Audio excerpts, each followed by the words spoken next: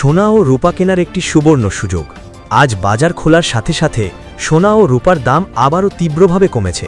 নমস্কার বন্ধুরা, ভারতের বৃহত্তম সোনার সংবাদ চ্যানেল গোল্ড আপডেট ইন্ডিয়াতে আপনাকে স্বাগত। আপনি যদি সোনা বা রূপা কেনার কথা ভাবছেন, তাহলে আজকের খবরটি আপনার জন্য খুবই কার্যকর। আন্তর্জাতিক বাজারে ক্রমাগত উত্তেজনা বিরাজ করছে, যার ফলে সোনা ও রূপার দাম ওঠানামা করছে। তাহলে আসুন জেনে নেওয়া যাক সোনা ও রূপার দাম কতটা কমেছে এবং আগামী দিনে সোনা ও রূপা সস্তা বা আরও ব্যয়বহুল হবে কিনা। আমরা এই ভিডিওতে এই সমস্ত তথ্য প্রদান করব। আমরা আপনাকে আপনার শহরে 18 ক্যারেট, 22 ক্যারেট এবং 24 ক্যারেট সোনার বর্তমান দাম এবং আরও কত সোনা ও রূপার দাম কমতে পারে তাও বলবো। সোনা কখন কম দামে পাওয়া যাবে এবং বিনিয়োগের সেরা সময় কখন হবে সেই সম্পর্কে সম্পূর্ণ তথ্য আপনি পাবেন। তাই আপনি যদি আগামী দিনে সোনা বা রূপা কিনতে চান, তাহলে সঠিক সময়ে সঠিক তথ্য পেতে ভিডিওটি শেষ পর্যন্ত দেখতে ভুলবেন না। আরও এগিয়ে যাওয়ার আগে আমার একটি প্রশ্ন আছে, বাজারে সোনার সঠিক দাম কত হওয়া উচিত বলে আপনার মনে হয়? নিচের মন্তব্যে আপনার মতামত জানান।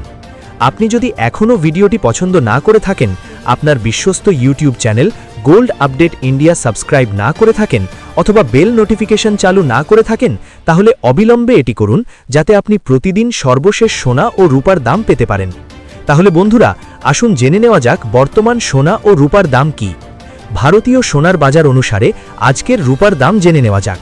আজ 1 গ্রাম রূপার দাম 280 টাকা, 8 গ্রাম রূপার দাম 2240 টাকা, 10 গ্রাম রূপার দাম 2800 টাকা, 100 গ্রাম রূপার দাম 28000 টাকা এবং 1 কেজি রূপার দাম 280 টাকা।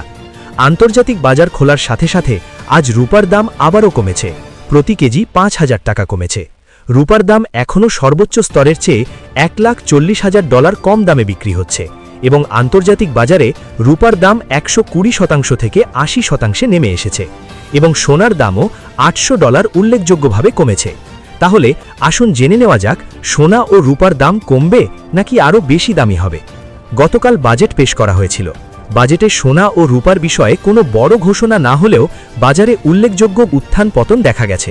বিশেষ করে সোনা ও রূপার দামের পতন বিনিয়োগকারী এবং ব্যবসায়ীদের মধ্যে উদ্বেগ বাড়িয়েছে। তাহলে প্রশ্ন হলো, এই পতন কি অব্যাহত থাকবে নাকি বাজার স্থিতিশীল হবে এবং তারপরে আবার ঘুরে দাঁড়াবে? সর্বশেষ তথ্য এবং বাজারের গতিবিধির ওপর ভিত্তি করে সম্পূর্ণ চিত্রটি বোঝা যাক। বন্ধুরা, গত কয়েক সেশনে রূপার দাম উল্লেখযোগ্যভাবে কমেছে। আন্তর্জাতিক বাজারে প্রায় 30 থেকে 32% তীব্র পতন দেখা গেছে, যার সরাসরি প্রভাব পড়েছে ভারতীয় বাজারে। রূপা এমনকি এমসিএক্সে নিম্ন সার্কিটে পৌঁছেছে।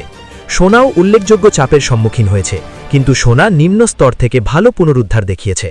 এপ্রিল ফিউচার, যা একসময় প্রায় 1,33,700-তে নেমে গিয়েছিল, তা ধীরে ধীরে পুনরুদ্ধার হয়েছে এবং উচ্চতর লেনদেন করছে। এটি স্পষ্টতই ইঙ্গিত দেয় যে সোনার দাম নিচের দিকে ক্রয় করছে এবং বাজার এই পতন